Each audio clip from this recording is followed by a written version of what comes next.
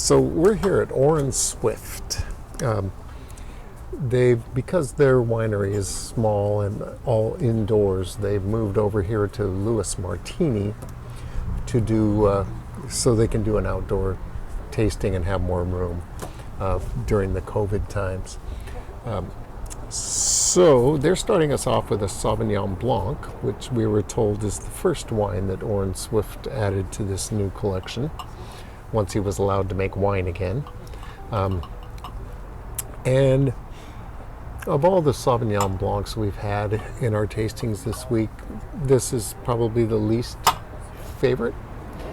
It's a little astringent, and it doesn't leave your mouth feeling clean at the end. No happy party in your mouth. Yeah, some just unpleasant finish, I would say. But, we have high hopes for the rest of the wines. We ran into quite a few of these the first time in Hawaii at the Four Seasons on the Big Island. A lot of them are in the ABC stores too over there. Oh, really? Oh, that's interesting. Yeah. Or the Walgreens or something like that too. It's kind of funny. Yeah. But hey, we're big. Walgreens, yeah. Yeah. Well, cool. Do you guys want some explanations on the wine? Yes. I just want to enjoy a little bit. So I got your paper starting over here and the scissors on this side. Paper is going to be that flight starting closest to you and then kind of moving towards me. And then the scissors is going to be the Palermo and then starting the same thing, so up towards me as well. Do you guys know the history about Orin Swift? Kind of the background? Somewhat. Yep. Okay. So Dave Finney is our winemaker. He's the guy that created Orin Swift in 1998. Started us when he was only 25 years old, so he was very young. Didn't have a reputation of making wine or anything like that. So he couldn't get his hands on cab when he wanted to come to Napa Valley because that was expensive and people didn't trust him with it yet. So all he could get his hands on was Zinfandel, Syrah, and Petit Syrah. Blended it together and made the Prisoner wine. That is, we sold off the Prisoner wine, and he and his family, created that winery from the physical wine that they purchased from us, as well as Saldo too. So when we sold those off, we had to sign an 8-year non-compete. We wouldn't make Zinfandel too. So Zinfandel is what Dave was known for. So he had to kind of venture out and make some other wines, basically. So Abstract was born during that time. Machete was born during that time, and those are ones you said you've had as well. So when one door closes, 10 wines come out of another one. Yeah. So we've just been getting bigger and bigger. But probably one of our most popular wines now is our 8 Years in the Desert. Because of that whole 8-year non-compete. Yep. Where that's right. We knew that story, huh? Yeah. So 2008 to 2016, he was stranded in the desert for those 8 years, not making Zinfandel, so when he could make his Zin again, came out with the 8 Years in the Desert, being one of our most popular wines here. Label changes every year. 2017 was pink, had a 1. 2018 was gray, had a 2, and now you guys are drinking 2019. It's red and has a little 3 on the front of it. So we're only making it for 8 years. And then after that, I think we'll come up with another type of Prisoner-esque wine, but that's the Prisoner today if we were still making it. Yeah. Okay. So that's a little gist of our history right there. Yeah. It's cool. Great. Good. So you're starting off with the Trigger Finger, which is 100% Grenache. That's winery exclusive. The second one is Burnt Sacrifice, which is a Grenache, Syrah, Petit Syrah, Merlot, and Zinfandel blend. So that wine came out 2 weeks ago. Just came out. Limited edition, only 1,000 cases of it being made, and we're never making it again, too. So that's a special one. 8 years, kind of talked about that one after that. Zinfandel, Syrah, and Petit Syrah. And after that, we got Machete, which is Petit Syrah, Syrah, and Grenache.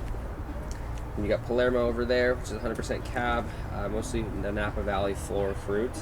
So it's going to be a little bit different compared to the other cabs you're drinking after that, because it's warmer down in the valley. You're going to get more fruit notes on that one, and not too complex or deep notes or large body profile compared to the other ones you'll taste after that.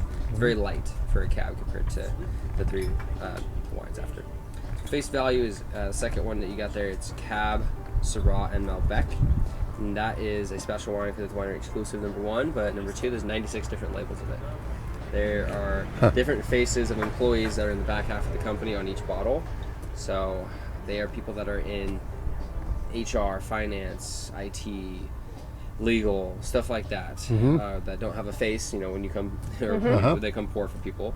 So I can't do my job without them, so Dave wanted to show their true value and give them a face by literally putting their faces as a label for that one. They only come in magnums. Yeah, super cool. I like that. They only come in magnums. They are one of a kind. We always sell out of them. Really, really nice wine. That fruit comes from Monte Rosso and Stagecoach Vineyard too. So Sonoma side for Monte Rosso, and then down in Napa over here for Stagecoach too. It's really nice. Best of both worlds over here. Papillon is my favorite wine. If you guys don't like it, you're gonna hurt my feelings. I think you will like it. It's a good one. That's the one with the guy's hands. If you guys have seen that one, I'm gonna see it in the labels. Just let me know. I'll bring them out. And I can talk about them too. But that is our Meritage blend, our Bordeaux style blend of Cabernet Sauvignon, Cab Franc, Merlot, Malbec, and Petit Verdot. The reason why it's called Papillon is because number one, it's a French style wine, and it's Bordeaux wine, but it's a French word. And two, it's a story from Dave's daughter. She was chasing a butterfly out in the vineyard with him, and she said, "Look, Daddy, Papillon," and he was looking for a French name for a wine. So we thought it was pretty easy to come up with that name and the bottle. I just think of the book and the movie. Yeah, though. the movie too. It's one of my favorite books I read when I was in high school a long time ago. Cool, nice. Yeah. Mine was One Flew Over a Cuckoo's Nest. Oh yeah. It's a good one. yeah. Papillon is super cool though. It's an iconic one that you've seen probably out there quite often. And like I mentioned, my favorite one. So the last one for you guys is what people come here for, is a Mercury Head, 100% cab. It's our flagship wine here that is very, very popular. It's hard to find though, so that's why people come here to grab it. It's mostly fruit coming from mountainous ranges in Napa Valley, so up higher in the vineyards. So the climate's a little bit cooler up there, but it's going to get more sun exposure earlier in the morning and later at night. So with that comes more complex and deeper notes to that, because of that different climate and terroir that's up there compared to down here in the valley where it's constantly warm. It does cool down at night here too, but it's just different up there. It's a whole other world. Okay, so we did 2 flights here so we could taste 8 of the wines. They're all, of course, very, very unique and very different. I'm going to say that we enjoyed this Burnt Sacrifice. It's a 2019 red blend. It's got a little bit going on. There's nothing unpleasant about it. It's a nice little wine. And of course, the 8 years in the desert we've had before a couple of times, and we've always enjoyed it. It's a really good wine. It's a Zinfandel, right? It's a Zinfandel blend. Blend, okay. And the other one, this Face Value, which we heard the gentleman talking about and how it works. It's only available in large formats, so we probably won't buy it, but it's really a good wine. And I really like the Papillon.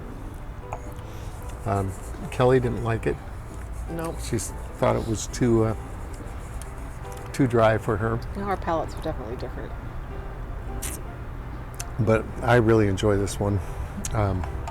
It does have a little bit of tannins, but they're soft and they make sense with the wine. And then the Mercury Head. This is the best of them all. Yeah, it's only 130 for a bottle. It's a really nice cab. And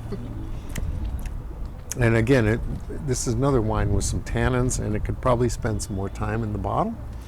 But all in all, this is really nice tasting, and it covers a lot of territory with these 8 wines. And very enjoyable.